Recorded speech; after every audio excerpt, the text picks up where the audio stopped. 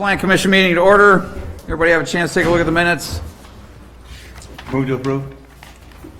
Motion second to approve the minutes. Any discussion? All those in favor? Aye. Opposed? Motion's approved. Discussion possible action on, public hearing. Public hearing on a conditional use permit application for construction in a stormwater easement area at St. Croix County Tax Parcel 236-1994-04-000 Joel Adventure. It's your opportunity to comment on this. Is there anybody here who would like to make a comment? Yes, sir. If you would, please come up to the mic, identify yourself and your address. Lloyd Nickham, 1909 Lillian Drive. We have quite a bit of a water problem right now. And I have a couple of pictures of our little waterway being almost up to our deck, if I'd like to share them. I don't think putting something in that catch basin is a good idea. You want to see these, or? Sure. Pass them around if you could. Well, I only have one copy, so Oh. if I could, this is the deck. That's Carmichael Road right there. This is where the waterway goes, okay? Those. And we're looking east. We're looking south. South, okay. If you ever got into the thing, those cattails and all that are like this. Okay. It's almost up to the deck. This is looking down Okay. from the same position. My deck, 1909.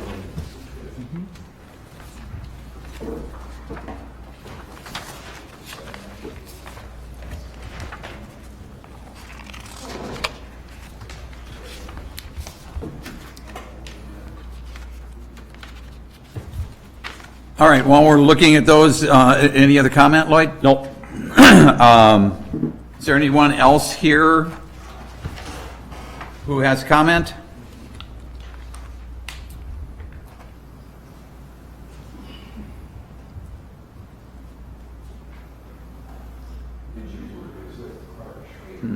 Any other comments? Any other comments? I move we close the hearing. Okay, got a motion. Second. And second to close public hearing. All those in favor? Aye. Opposed? Motion's approved. The public hearing is closed.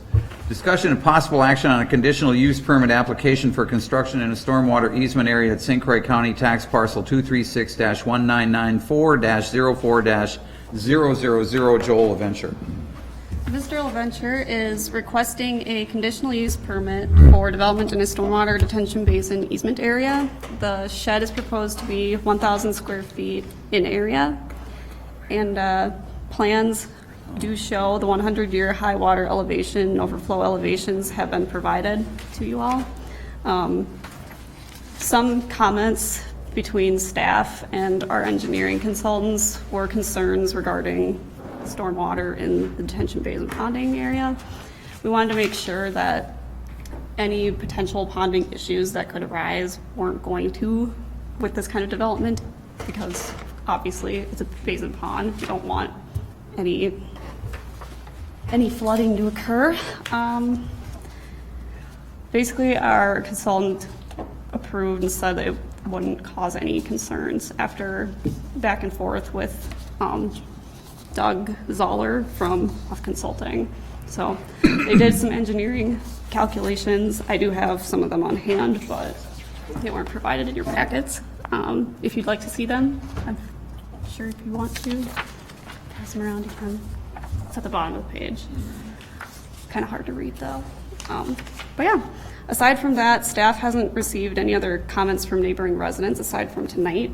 If anybody else had anything to say, feel free, but otherwise, staff would recommend approval of the conditional use permit with the following conditions that are listed on the issue sheet.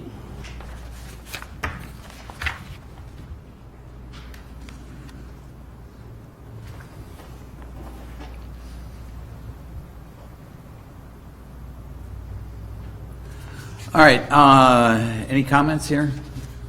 So, just so we understand this, Lloyd, if you would, may I ask you a question? You bet. All right, so, and your fear is what? So I've lived there 17 years, and it's never been this high. So there's something happening downstream, and this is just 3 houses, sets of houses down. And that's where the water goes. Okay, that's the only place the water goes for all of our streets. And it's never been this high, so it's getting higher. This year, I will grant you that we had a lot of snow, but I don't think that's crazy amount. It just all happened in February. That's what happens now. And those cattails, if you look at it right now, I mean, my goodness, that thing goes down, 6, 8, 9, 10 feet. And those pictures are showing the water up just about to my deck. So, and the fear with the structure there is, Well, if there's no place for the water to go, isn't that just one more thing that's going to push the water upstream? I mean, that's what the reason for the catch basin is, right? When you get a rush of water, there's some place for it to go. But based on elevations, they have it when the water gets to a certain level, it should be draining, correct? And if the engineer's calculations are correct, I understand your comments, but it should so-called level off at a point and drain itself beyond that point at all times unless something were to get obstructed, plugged, or am I saying that wrong, or isn't that? I don't know. I clearly, I'm not an engineer. Nor I. I will tell you that I think what probably has happened is downstream, there has been, cattails die and, the thing starts building up, so it has less and less reserve to withstand a gush of water. And probably, if we scoped it out, there would be something further on down where the way out for it, I don't know if that's a culvert or whatever, may be in need of something. But it just makes sense to me. I mean, anytime you try to build something, then they want you to put in a place to take the water in case of a big rain. Why would we want to void that out? Well, we don't. Right, it just doesn't seem to make much sense. And the other thing that's happening, and it's common knowledge, is the groundwater table, lakes, if you've ever heard that term, have been rising for the last 4 or 5 years. Some of them are up 10 to 15 feet. The groundwater level is coming up, and it's causing some of this, so. And I also Be think part of the 100-year thing. we're on very small lots. The lots are 40 feet wide and 110 foot deep, and the house takes up most of it. If you need to put trucks and plows and stuff, probably in the wrong place. There's a lot of land, but on these small lots, it makes it difficult to have this. But I'm most worried about me and that water coming up. You can see it. I mean, if we'd have had a rain on top of 50 inches of snow is not unusual here. No. That is not unusual. It just happened all in February. If we'd have had a big rain on top of that, I mean, I'm in water. I wasn't, but I wasn't very far away. So that's my point. There's 2. And I don't think we should be fooling with we already got a little bit of a problem, and I don't know how to solve that. It's probably the ditch is starting to fill up, and I don't know. Is your basement ground level? No basements. No basements. That would be well within the basement. That's only about 3 or 4 feet from the base of the house. Maybe, yeah, about 4 feet. Okay. So nobody's house has a basement there to flood? Not in the development we're in. Okay.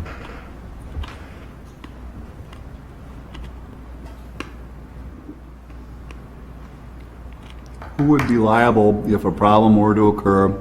Let's say we go by textbook, we base everything on the engineer's statements and recommendations, and something goes sour 2 years from now, Mike, what happens then? I think it depends on what caused it to go sour too, right? Is it an inlet? Is that low point, that CMP culvert that's shown on that driveway, did that get plugged? Was that not maintained? Did the inspection, or did it fail to get installed correctly? Any number of those things could, it'd be hard to say, who would be liable in that type of scenario. I will say, if we're going to get into a more technical discussion regarding the 100-year high water elevation, which is that darker dashed line on the map, obviously we made sure that our engineers took a pretty a thorough look at this over the past few months. I will say that. But if there are those technical questions that staff here can't answer, I don't think Eric's here. We can obviously postpone a decision or recommend that it be reviewed with further explanation prior to council. There's certainly options that can be considered there. If the applicant's here too, that individual may want to say a few things as well. So I will also read out the second condition underneath the recommended conditions if approved. It's a requirement if a conditional use permit is issued in a stormwater basin area, and this is per section 255.754, and it is that a covenant running with the land binding the owner, successors, and assigns, indemnifying and saving the city of Hudson harmless for any loss, damage, or claim resulting from the use of the easement area be approved by staff and recorded per section 255.754. Also, a maintenance agreement would have to be approved by city staff as well. So those are also listed in the conditions. Does that get the city off the hook then? But then what about the people in the affected area? yeah, See, I think it and that's gets, part of that. gets the city off the hook from the person I adding understand. it. Yep. So exactly to your point. Right. Have we looked at is it plugged? Have we done our work? How long did the water stay at that level? I mean, did it all of a sudden, did it flow out like it had No, been it's plugged? Or did a week or so, it stayed really high for a while. I don't know if that's because there's snow and ice beyond or not, but now it's back down. I mean, you can see water standing, which is atypical. But we have had some rain, but it's not crazy wet. Yeah. Is the applicant here? You come up and, to the mic, please, identify yourself. Joel LaVenture. And I'm Doug Zoller with Oth Consulting.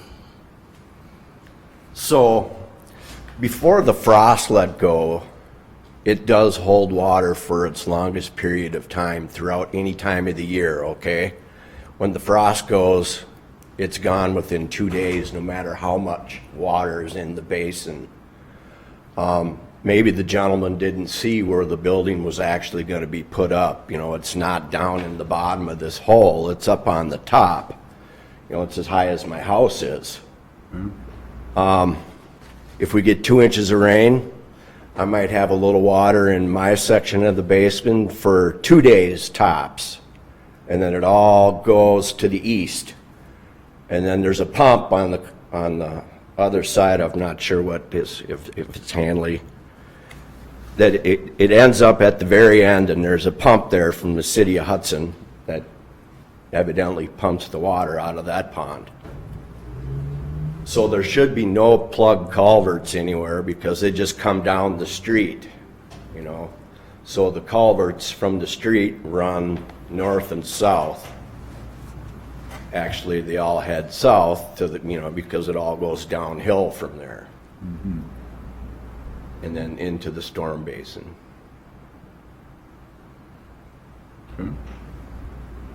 Yeah, I believe that this pond eventually empties and goes across Carmichael into the old dog track site. I think that's where the big storm pipes are going. Basically, what we're doing with this plan is excavating down to the bottom of the pond and using that material to fill the building pad up to the required 3 feet above the 100-year storm event and the driveway.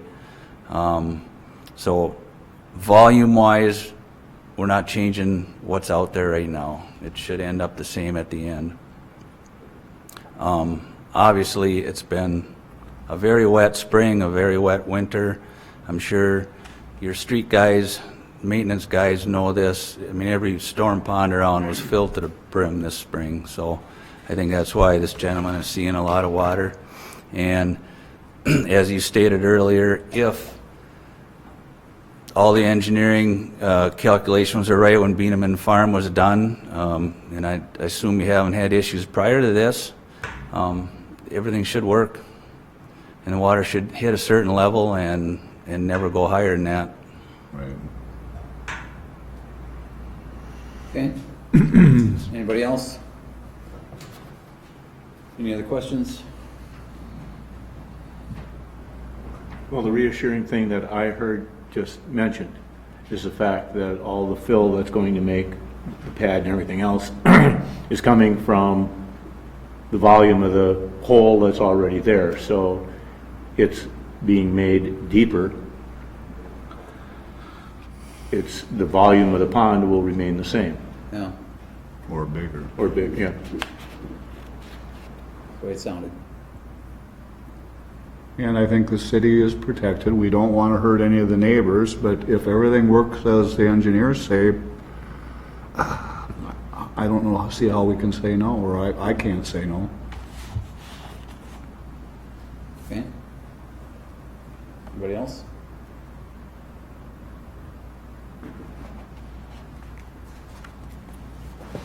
What's your pleasure? You need a motion Yeah? to approve.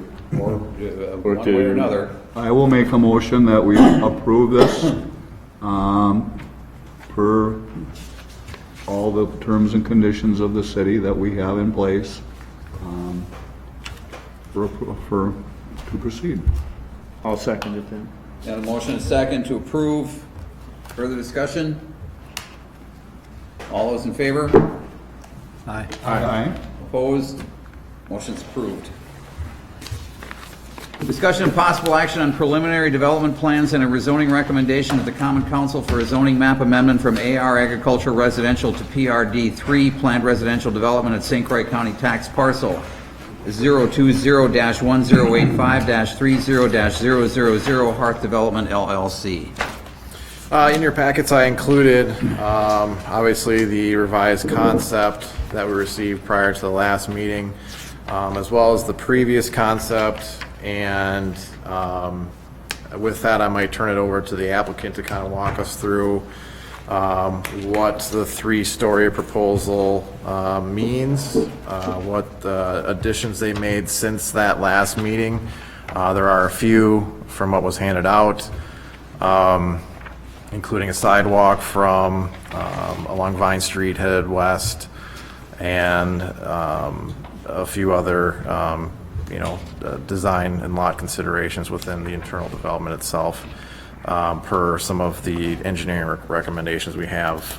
Glenn Van Warmer's here again to help us work through some of the traffic concerns and questions that are still out there. And with that, I'd recommend that we allow the applicants to make a statement.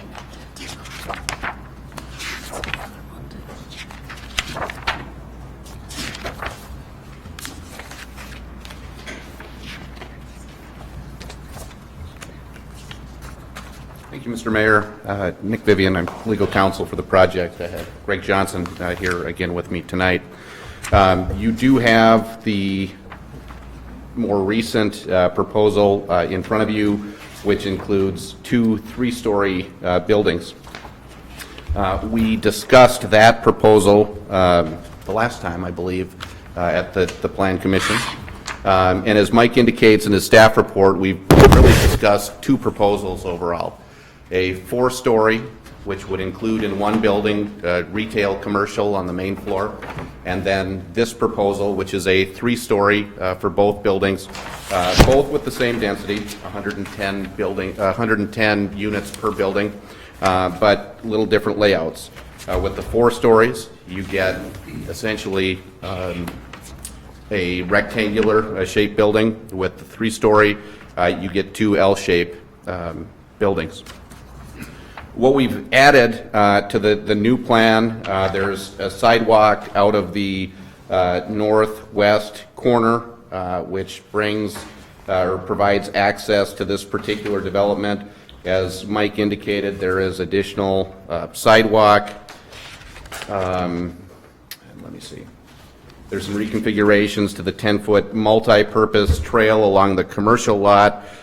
So what you'll see is that trail comes from the north along Carmichael, drops down between lots C3 and C2, and then continues south on the western side of those remaining 2 commercial lots, C2 and C1. With the 3-story proposal, you get a little less green space.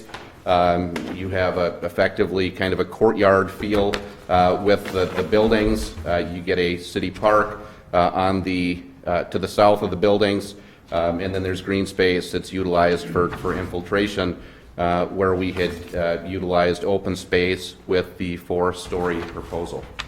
So in all, I think we've taken, or at least have attempted to take, all of the comments into account that we received from both the council and the Plan Commission. In addition, as we walk through the staff report, council and Plan Commission have been concerned, or at least focused on traffic. There have been an extensive amount of work done here with respect to the traffic studies provided by your engineer, and more significant than probably anything else are the conclusions that are reached, which indicate that the improvements to be made to Vine Street at the proposed development entrance will adequately provide capacity for the traffic volumes expected to and from the development.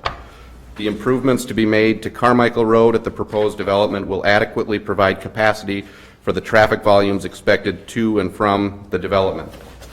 In addition, the improvements will support future additional growth. And as we all know, those improvements are needed now, but certainly needed in the future as well. So from a traffic perspective, it would appear that from your city engineer's findings that the proposal is adequately planned for by the improvements. Again, this is a project which involves $2 million in improvements that are to be made to your infrastructure, to the city's infrastructure, before any development can really take place on the site. $1.5 million of that too, so roughly 3/4 of that expense goes directly to the transportation corridors associated with Vine and Carmichael Road. And so there will be significant improvements that are planned for, that are addressed, and that are adequately satisfied here by this particular development. The other aspect to be addressed, and we talked about this a bit at the last Plan Commission meeting, was an access across Vine Street. We've talked with the city about different options. I think the city needs to study those various options to determine just what it wants in terms of a crossing across Vine Street. It was suggested that perhaps a tunnel was an option, although there's drainage in the areas that were generally discussed. There were some other options. You know, certainly we're in favor of keeping this area as safe as we possibly can, but there is a lot of study and a lot of work that needs to be done by the city to determine what actually will function there in coordination with everything that's happening on Vine and Carmichael. And so we put before you these two proposals. From the developer's perspective, both proposals are 100% consistent with your comprehensive plan from 1993 and your comprehensive plan from 2009. If you overlay your land use, your future land use maps from both of those comprehensive plans, they fit nearly identically with what Hearth Development has proposed. And so this is what the city envisioned in terms of layout with commercial, with single family, and with multifamily. From our perspective, we can move forward with either proposal. We've taken into consideration, certainly the comments that we've heard with the extensive public input that we've had. We've taken into consideration your comments, your concerns, and the comments and concerns of the City Council. and either will work. But we have received feedback from many that having a retail component as part of this development would be beneficial to this particular area. And so while the developer is not at this point taking a position strongly on pushing that particular proposal, because we understand that you have other considerations like the height of the building and the character of the neighborhood, what I want to keep your attention focused on is the fact that you're being asked to make a recommendation regarding zoning and regarding a preliminary concept map. Zoning and a preliminary concept map. And so when you match the proposed use, the future land use of this particular parcel with the zoning that we're proposing, it's consistent. And I've not heard anybody argue over the last couple of months when we've worked back and forth that it's inconsistent with what you planned for and what you have planned for the last 30 years. And so we'd ask that you make the positive recommendation to the council on the rezoning piece. Secondarily, the second question is the preliminary concept map. And again, we're talking about preliminary uses, preliminary locations of single-family apartments and commercial buildings. And we can talk about what those buildings look like, but right now we're talking about a map and how it lays out and how this development functions. And so I'd ask that you keep your focus on what's being asked to say, do you support the rezoning of this property and do you support the map that's in front of you? As we've discussed before, there will be a conditional use permit that runs along with the PRD3, which will contain very specific requirements related to the operation and the use of the PRD property. And at that point, it's appropriate to get into the fine details.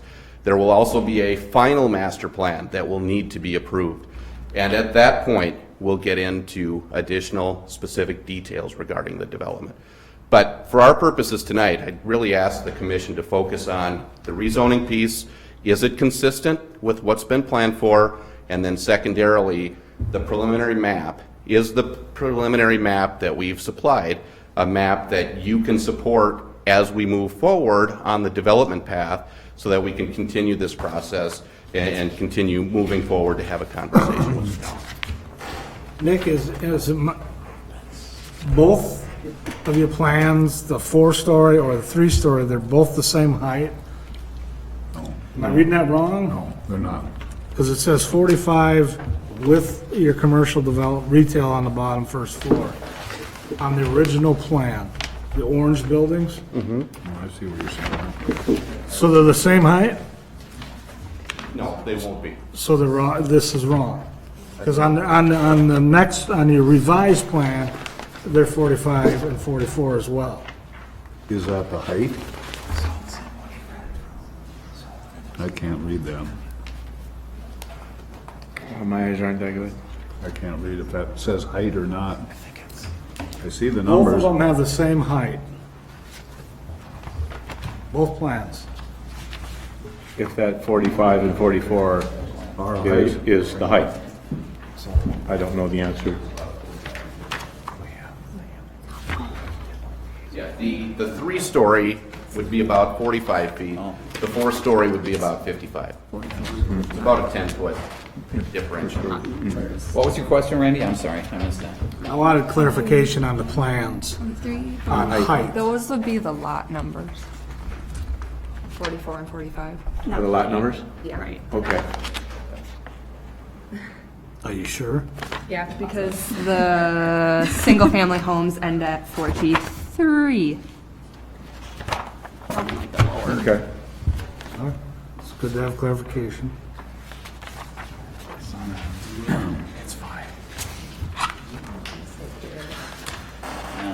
What's So, 10 feet? Nick, one question on, between the original and the revised, why do the number of commercial lots change? Because there were 2 lots that were combined to make a larger parcel. So we had 6, and we combined. I'm just curious If there's a reason, C2 is now. It's the just size. a larger site for development, for a larger user.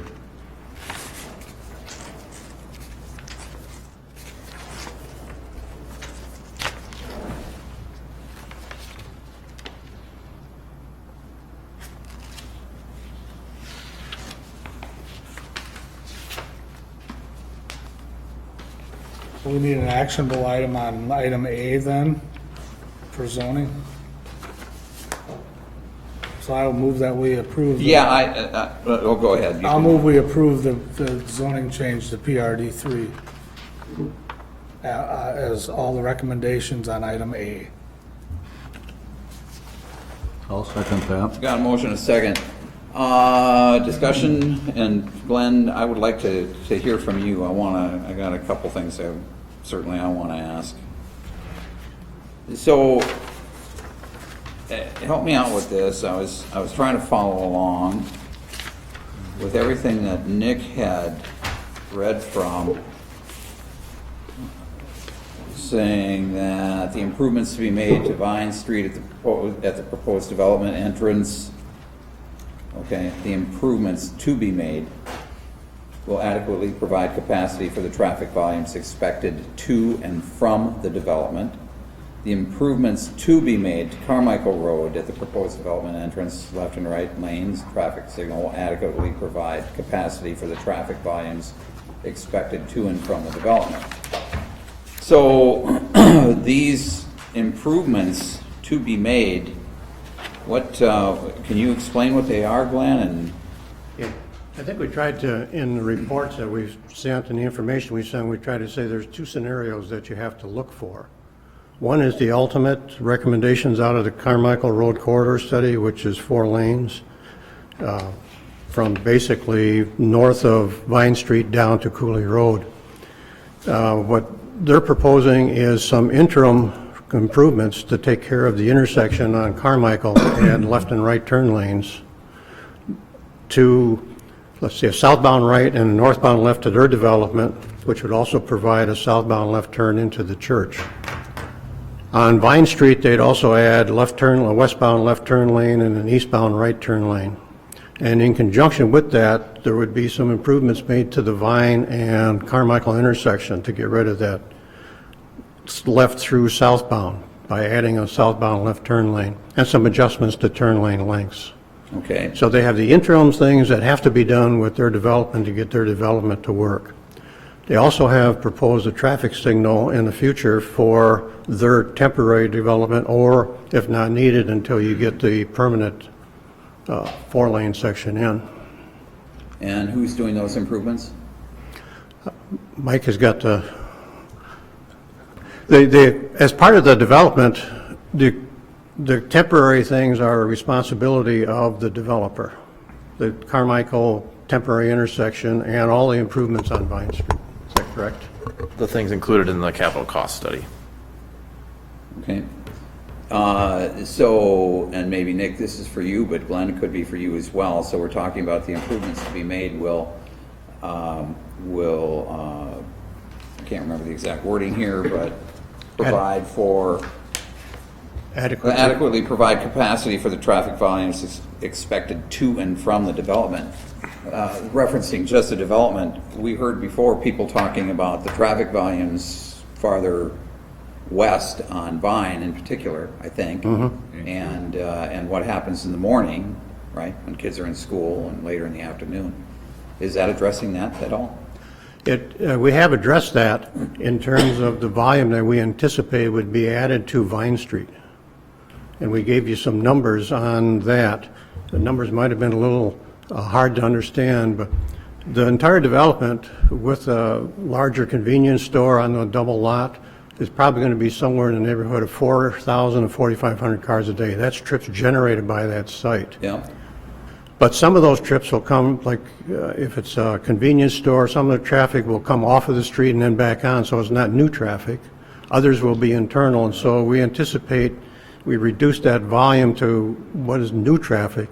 Then that's going to be distributed in 4 different directions. And we anticipate about 15% of their traffic will go to the west on Vine Street, to or from it. Okay. And that comes out to about 60 cars in the PM peak hour. So that's 60 cars in an hour or about 1 a minute. So it's not going to be a huge amount of extra traffic there.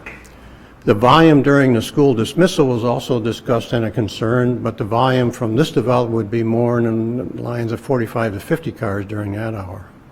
And in the morning, this development also generates somewhere around 50 cars west on, to and from the west on Vine Street. And of that 60 or 50, you got them going in both directions, so you're not going to see a lot of extra traffic on Vine.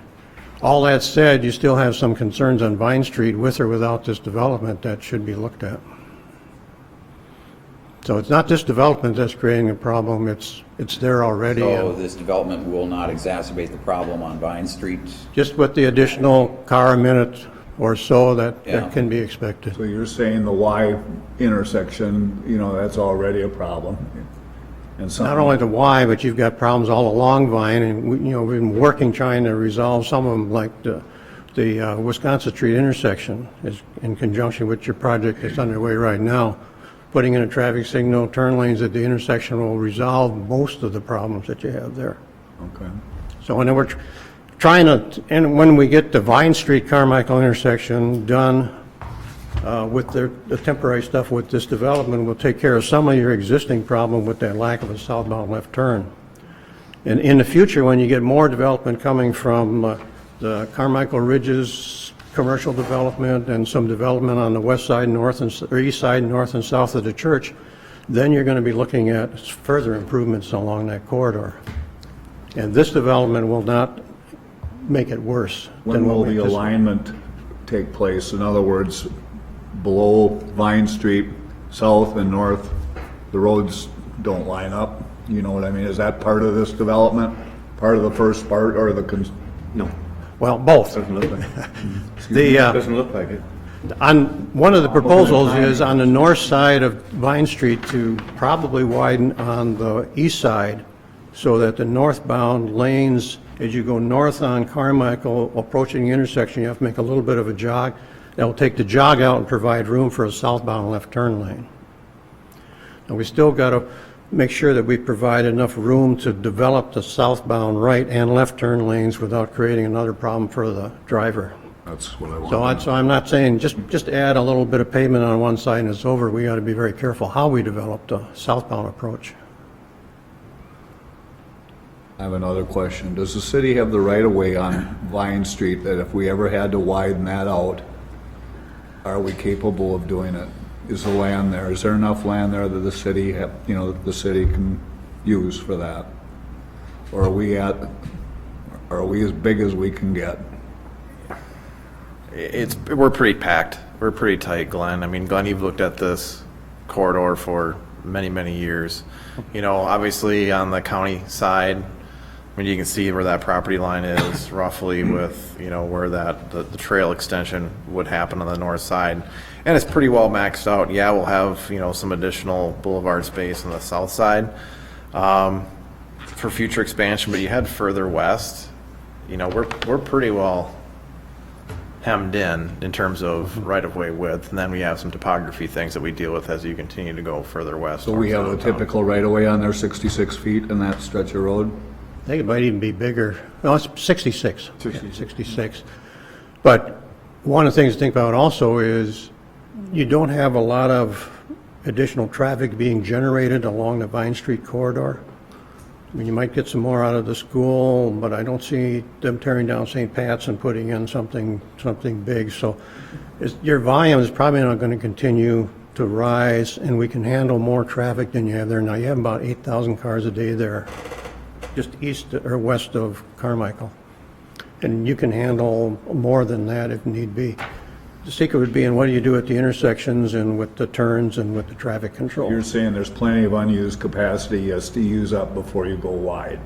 I would say yes, that's a good way to put it. Okay? Anybody else? Anybody from the audience? Yeah? If you would come up, please, identify yourself, please, address. Nancy Stennett, 2232 Ruby Road. I just wanted to clarify something he had said. He said there would be just 65 cars more in the morning. You put in 43 homes and 220 apartments. How does that only make 60 cars people going to work? Holy moly, how do they afford it? That didn't make sense to me. The When he percentage, did you hear the percentage going which way, though? He said 15% down Vine and most of them down Carmichael. Yeah, but he said something like 65. I just wasn't sure what that meant, or if that was just like at the peak traffic time, you know that. Yeah. Right. Thank you. Us traffic people always keep talking in numbers terms. The development will generate a certain number of trips. But if you look at where the trips are oriented, there's probably only about 15% of the total number of trips that will be going either downtown or to this high school. There's a lot more traffic that will be going south to get to 94, the commercial areas, et cetera. So you probably get, of those trips leaving the site, you'd probably get about 60% going south and about 15% east. And then of those in the peak hour, we anticipate about 60. The total number of the daily traffic, I got a cheat note here.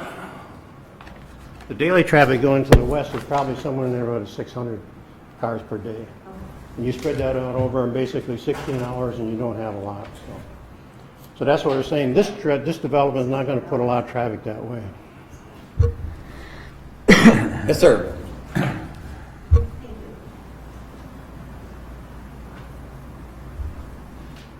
My name is Dave Cahoy, and I live on 1412 Wisconsin Court, which is off of Wisconsin Street. And I made a few notes here so I could keep my train of thought, and I'll highlight my notes and let you take it from there. I appreciate everybody's consideration. It's a hard job you have to do, and so forth. And the guys that are doing the development, they're putting a lot of work into it and changing the plans a lot. I would deny the zoning request at this time, the rezoning. There's more questions that need to be resolved, and concerning both Vine and Carmichael. And I know, I just heard the traffic guy, and you guys get this information, but for those of us that drive that go to school, that have to cross the streets, that's a different situation when you're there, and you're talking an extra car. I think, did you just say 4,000 trips?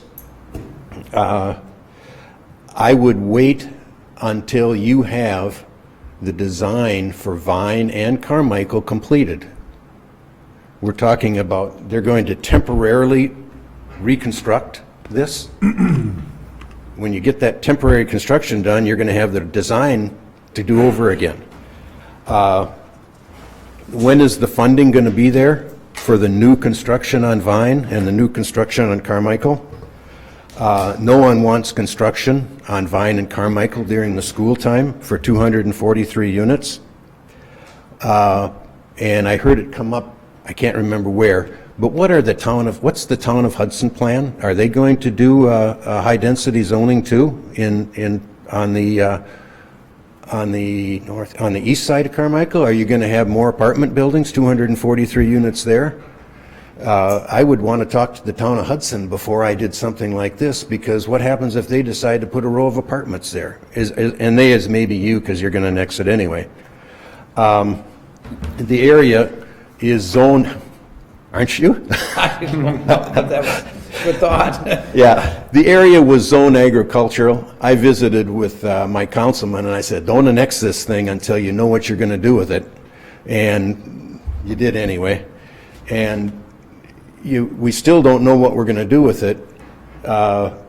Did we annex this saying, oh, we're going to approve this to be high-density residential? I was under the understanding that it was annexed, and then we would decide if it's going to be residential or commercial and so forth. Not we annex it, and the plan is it's going to be high-density. Everyone, different, I guess I just talked to people, everyone I visit with believes that there's too much traffic generated from 243 units. My vision for that property, as long as it's been empty in a big field, has been something like Heritage Green, Carmichael Ridge, Stone Pine, Red Cedar Canyon, and so forth, and now all of a sudden we've got apartment buildings. Is that the correct location for apartment buildings? You know, for two 100-unit apartment buildings. Just a clarification, when the development people talk about we're donating $1.5 million or $2 million, that's not their money. They're going to pass it on. They're going to pass it on right to the guys buying the property. This isn't a donation. Somebody's going to pay for it, and it'll raise the price of the commercial lots, of the residents, and so forth. It's not, no such thing as a free lunch. This is expensive land with high development costs, a highly desirable location next to the schools. My gosh, everybody will want to live there. That will make this expensive housing for our city of Hudson. There was comment about the firefighters and the teachers. They won't be able to afford to live there. You know, maybe after you have two teachers, yes, but they'll want to live over by the racetrack or the hockey arena and so forth. That's going to be really nice, attractive housing. We need affordable housing, and I agree with that. I think we have the Hudson Housing Authority. They have HUD housing and so forth. If we want affordable housing, we should be talking to HUD and bring affordable housing in. The affordable housing isn't $2,500 rents. There's a lot of unknowns. I think Randy here, are we going to design in that underpass? Design in an underpass so people don't have to, so all the little kids in these apartment buildings don't have to walk across the street? Under or over is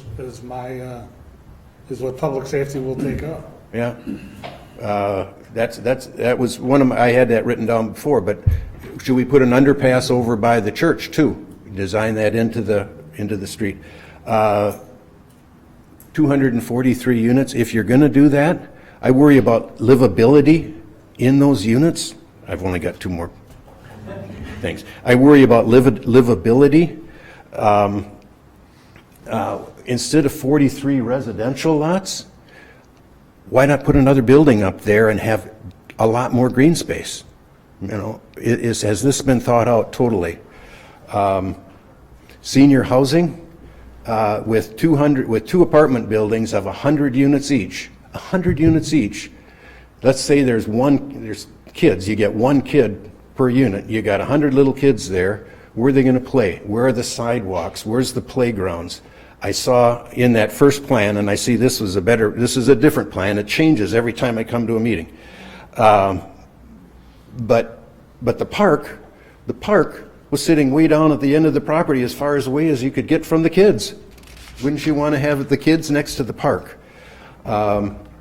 Senior housing, you're going to put senior housing in there with all of the kids and the traffic and so forth. We don't want to, we should delay it. We should delay it and think about these things. Do the apartment buildings fit with the character? I grew up in Hudson on 7th Street. And I grew up there. And then I moved to Kenneconneck. I raised my family in a residential community. And now I live over in Stone Pine. But Hudson has residential communities, and we've got areas, a lot of areas where there are apartment buildings on the south side of 94. I don't know if that's the right area for apartments. Where the walking and the biking paths, I just forgot your name. It slipped my mind, but. Sometimes when I hear, they say, the developer says, oh, but we gave you that in a map, and you didn't not like it.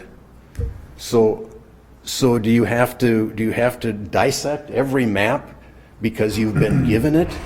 So where are the biking paths? Where are the walking trails? Where are the seniors going to walk their dogs?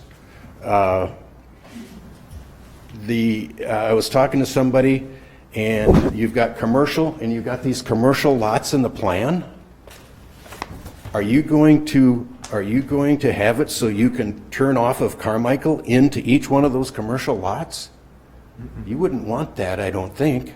Wouldn't you want it to turn at the church and go in and you access the backside? Not, if I'm the commercial lot owner, of course I want right off of Carmichael. No, Dave, it is off an inside feed. Inside T, Not so off there's of- no turns off of Carmichael. Okay, I didn't know that. Yep. Summary, this is Hudson is a good residential town. Everybody I talk with, everybody, bar none, is saying this is an ideal spot for residences. And I think we're going too fast. Not to say that it can't be apartments, but it's, let's get this done, let's get this done. And I think we're going too fast. And I don't have a horse in the race. I'd probably never have to drive up there again in my life, but for the good of Hudson, we should not do this fast. And so I would pass it on and say not yet, not at this time. We don't know what's going on with Carmichael and Vine, and there we've got we'd put a turn lane here, we'd put a turn lane there. Last comment. When I got married, I told my wife I want to live long enough to see the Stillwater Bridge built. Mm-hmm. Well, you know how long that took? We're going to reconstruct Carmichael and we're going to reconstruct Vine. When are we going to do that? When? And where is the funding going to come from? And we always, every time our conversation gets turned around, and let's talk more about the development. Maybe we should be having the meetings to talk about when are we going to reconstruct Carmichael and Vine. And then, what's going to happen in the township? Anyway, I thank you very much for listening and appreciate the opportunity to comment. Thank you.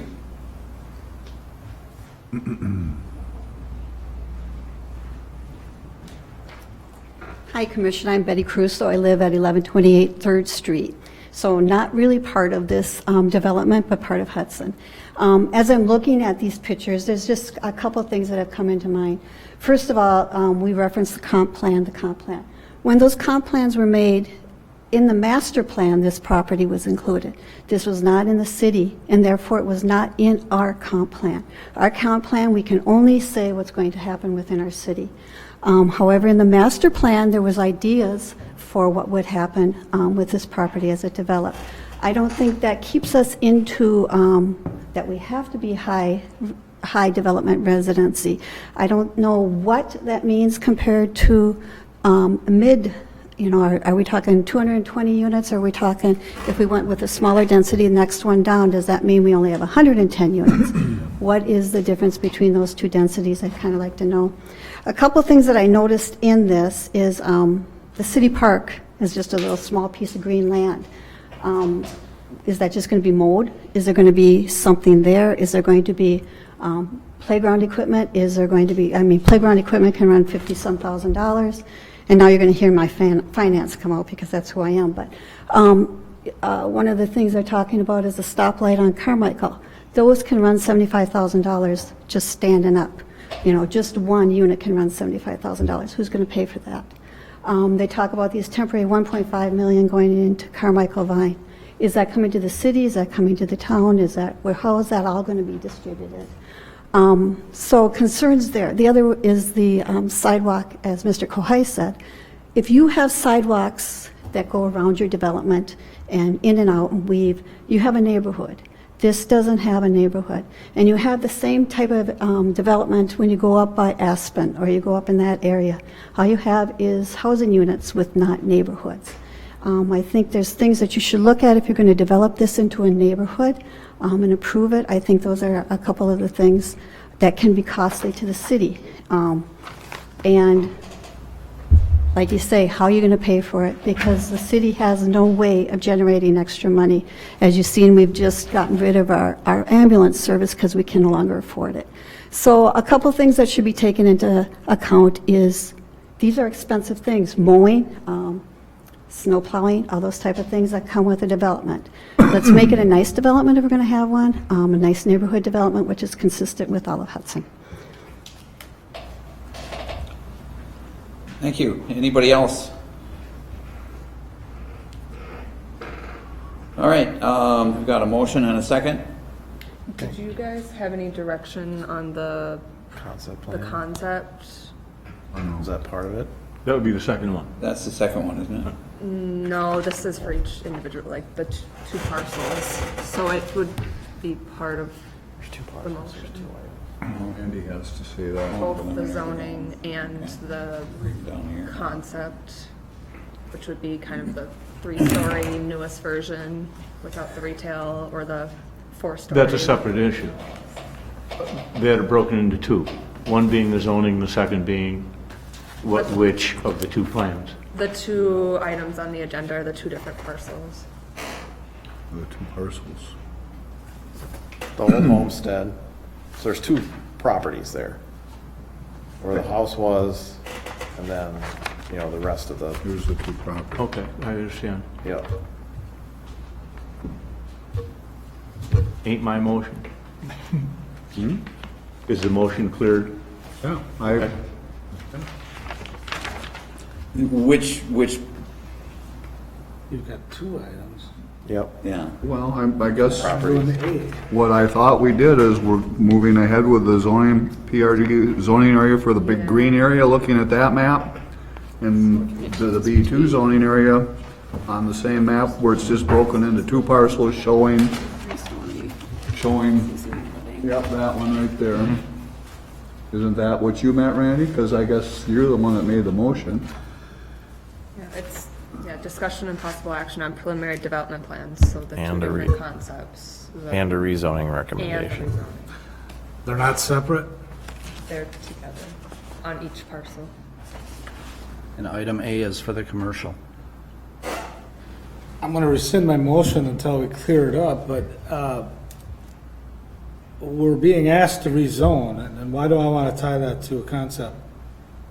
That's through the planned residential district, that's the process that follows. So to do a planned residential district, it has to be attached to at least some kind of preliminary master plan. And then the final master plan, if things are approved, obviously then there's a lot more detail that comes in with the CUP in terms of, you know, what it be, sidewalk widths, specific locations, it just gets more detailed, right? So how- Heights, exact. Like we did with the dog track site. How close does a preliminary need to be? Because, you know, as someone was saying about no sidewalks through here. There are. Well, which one are you? There are. Well, the revised one, let's look at.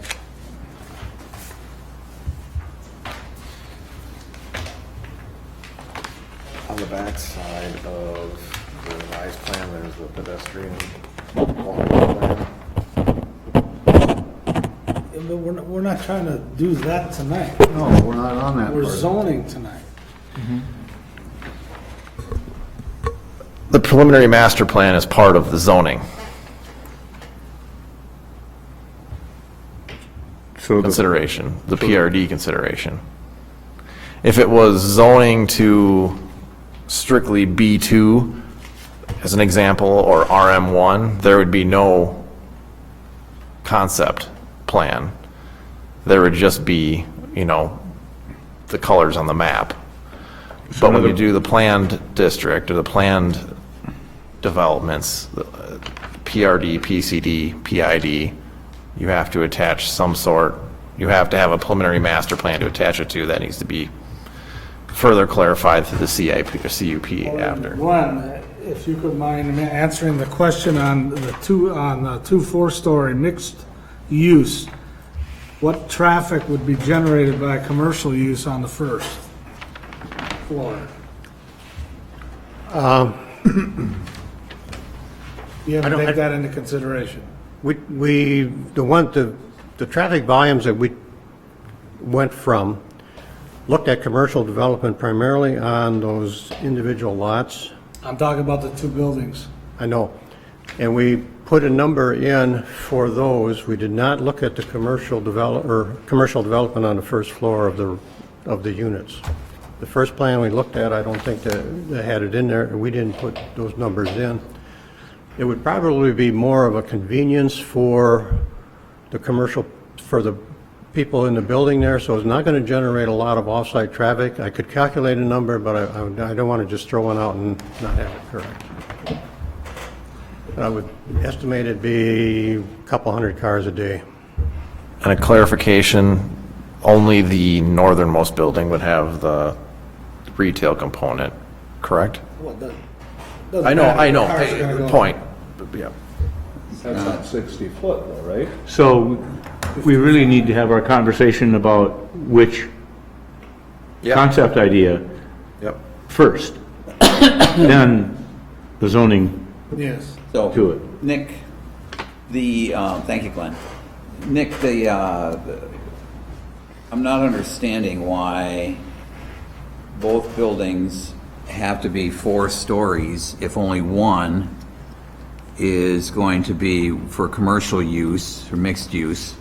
Is the entire first floor, ground floor, commercial use, or is some of that apartments as well?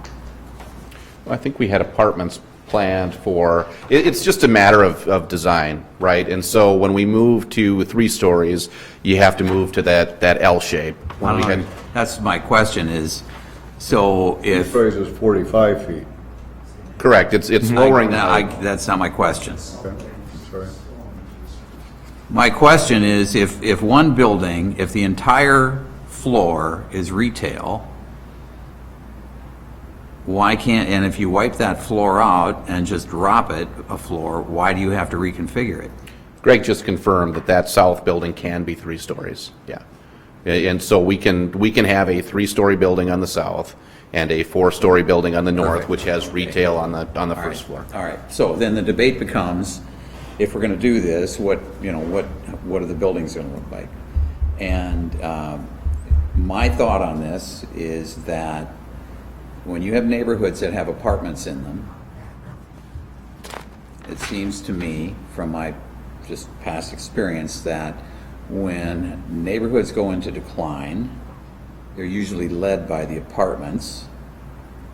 And the way to extend the life of those buildings is to make sure that you have underground parking and retail. So if I were to vote for this, I would say the only way I'm going to vote for this is if there is retail in one of those buildings. Makes sense. That's just my thought. And I would agree. I'm sorry? I would agree. That makes sense. Yeah. Makes sense. And so what I'm looking at is not what's happening here today, next year, 5 years. I'm looking 20 years down the road. I don't, I don't want that. Everybody has said this is a prime corner. We all know that. And we need to protect that. We need to make sure that it maintains its status as a prime corner and the property values don't decline. I don't understand what we're supposed to do here, then I'll just be blunt. A or B, I don't know what we're. So if I understand it, let me put it this way, if I understand what you're saying, that we would be approving, leaning towards the original concept of, Well, it's not going to be 5 stories. no, but I mean, a linear building instead of an L-shaped building. Right. That has commercial on the ground floor and on the north building. And in approving that concept, the second part of that, or the trailer that comes along with it, is the zoning change, correct? Yeah. Is that, did I Yeah. articulate what you want us to do, Mike? That would be the process, yes. Okay. So then, the decision is, if there's going to be a motion to go forward with this, it's going to be which design, and then, of course, the rezoning goes along with that. Yeah, the only reason this is made more confusing is because you have 2 parcels. We talk about the Atwood property as 1 parcel, but it's 2 parcels. And so, really it's the same motion or the same 2 motions for each parcel because the development is on both parcels, but it's a motion on a concept plan and a motion on zoning. And if Mike prefers those same motions for both parcels, you could certainly do that, or if there's a preference for one motion for the entire site, presumably you could do that as well. For clarification for me, then one of the two buildings would be 4-story, the other one would be 3-story. Thank you. Is that right? Correct. So now, do you understand it, Randy? That's your motion now? Yeah, what you said. So the way we have this on the agenda right now, the first item on the agenda is addressing option A or B, the 4 stories versus 3 stories. So what I think what you're saying is that you're recommending approval of the concept dated June 26, 19, with the change that the north building be made to 4-story with the first floor mixed use, and the south building, the layout remain the same, correct? Yeah. Yeah, 3-story, yes. And that would be addressed prior to Common Council's final decision on the zoning. Yeah. Is that fair? Yeah, So have you made that as a motion? so moved. And then I'll re-second it then. All right. That.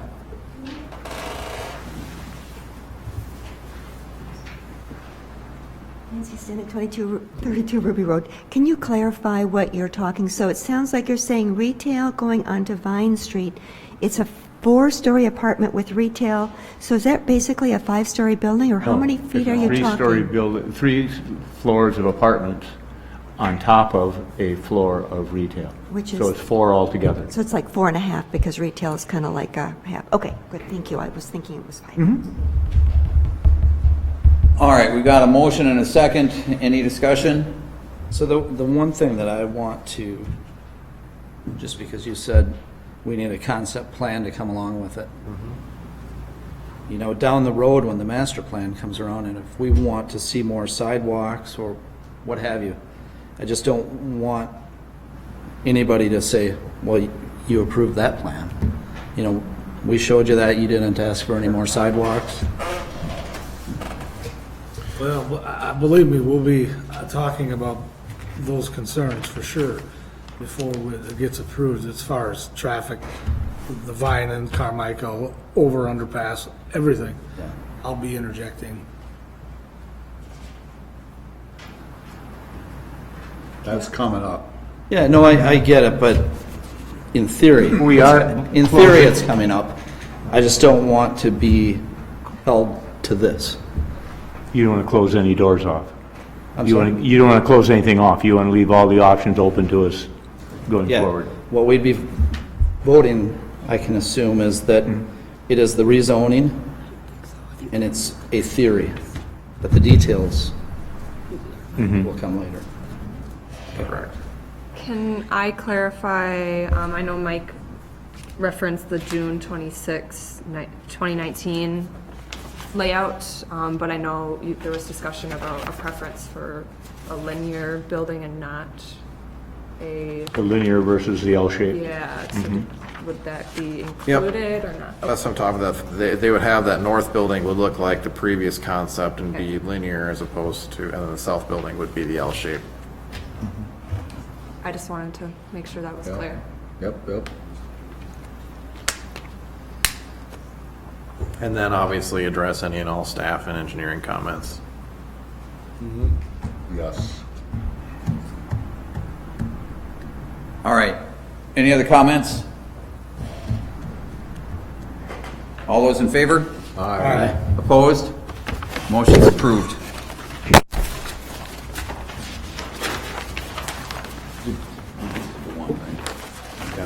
Be the second one now. Discussion of possible action on preliminary development plans and a rezoning recommendation of the Common Council for a zoning map amendment from AR Agricultural Residential to PRD 3 Planned Residential Development and B2 General Business at St. Croix County Tax Parcel 020-1085-20-000 Hearth Development LLC. Is the same motion? The same motion. Yeah. Same second with city conditions attached. Okay. We've got a motion, a second for approval. Discussion? All those in favor? Aye. Opposed, motion's approved. Discussion and possible action on final development plans for the redevelopment of the Hudson Golf Clubhouse at 201 Carmichael Road, St. Croix View Partners, LLC. So the applicant has submitted final plans to redevelop the Hudson Golf Course Clubhouse at 201 Carmichael Road into a dental clinic and child care facility. The daycare, child care facility will be in the lower level as well as in part of the main floor, and then the dental facility will take up the other half of the main floor too. Outside improvements in the plans include modifications to the existing east parking lot and the construction of a west parking area. Other than that, there's not too much more that was changed from the golf clubhouse design beforehand. Staff is recommending approval of the final development plans with the listed stipulations. Anything else change, Brian? You get a restaurant? That's probably a no.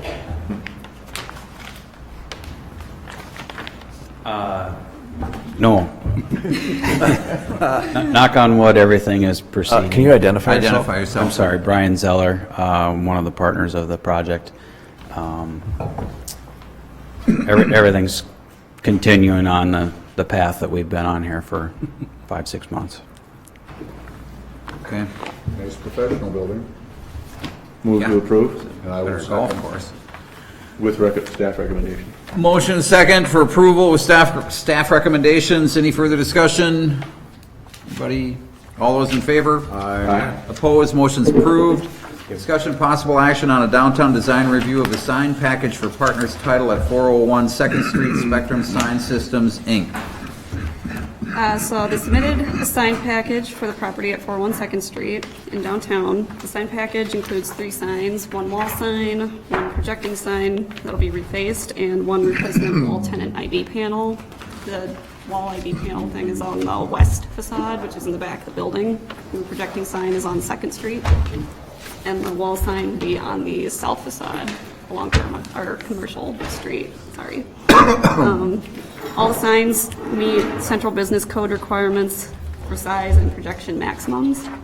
No other part of the building's facade will be changed or altered, just the signs alone. Staff is recommending approval.